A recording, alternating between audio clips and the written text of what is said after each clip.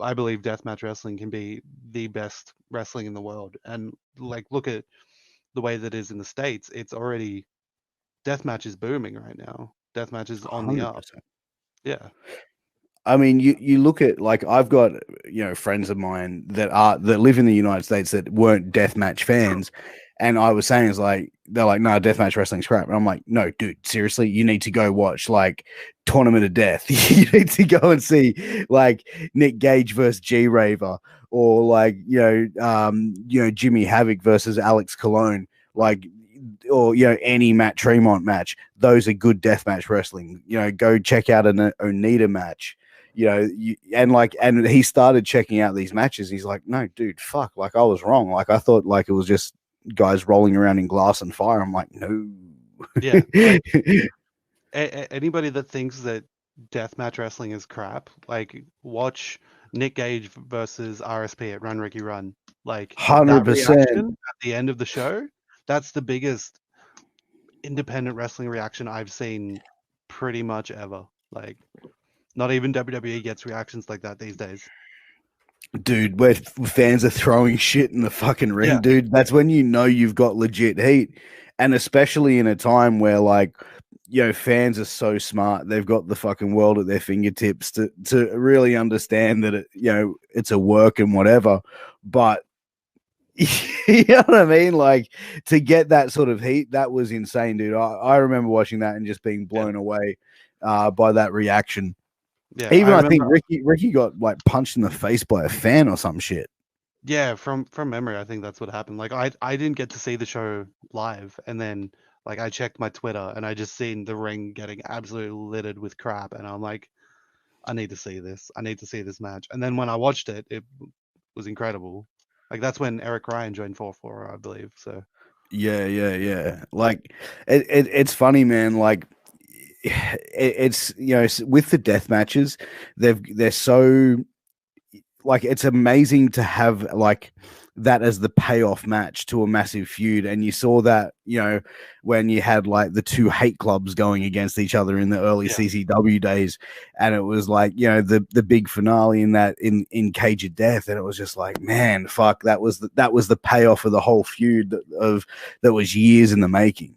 yeah, yeah, you know 100%. And like yeah, the a lot of people their criticism of deathmatch is that there's no story. It's just people hitting each other with just weapons. But there is story. There's story in everything if you do it right. And I think like especially with like DMDU, that's one of the main focuses is we want to do deathmatch, but we don't want to do it just for the sake of being deathmatch. We want it to like we want there to be a reason for everything that's happening. yeah, I think that's something that we managed to accomplish at the first show and the shows going forward.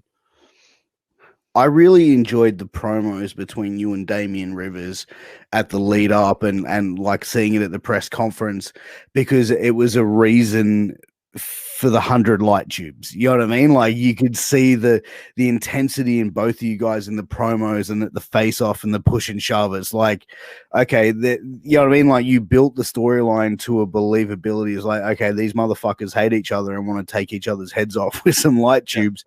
And you know what I mean? Like that's the thing where you see it at that level where people really go, man, I have to see this. yeah, 100%. Like that's all wrestling is better with a story, and like I'm really happy with the way that it panned out with myself and Damien. That like we built it to where it needed to be in the main event spot with the 100 light tubes. Thank you for light tubes. Yeah. Did Uh, you feel like extra pressure being in the main event? yes, 100%. Because I've like my moniker is nobody, and that's I haven't really been put in that spot at all my career, and like I'm trying to figure out where I want to be and what I want to be, and then like after the cast match, it was death match, and then after and out come the Wolves in the main event with Damien. Um, I want to be the Australia's best death match wrestler. That's exactly what I want, and Like, yeah, there was a lot of pressure going into it, but coming out of it, I know that if that spot ever comes up for me again, I'm gonna take it. I'm gonna make the most of it.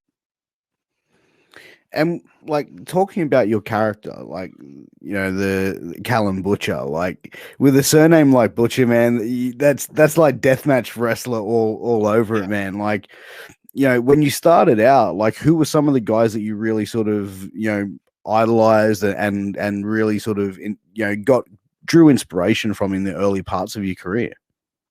So in the early parts of my career, I wasn't as much into like the deathmatch side of things, and like I came in and I was just like a big fan of like Triple H, and I wanted to be Triple H, and then like I started watching more indie stuff, and then I was like starting to go more towards the deathmatch stuff, and I'm like I want to be like Nick Gage or Abdullah Kobayashi or Takeda, like all of those guys. I want to take parts of all of them, and I want to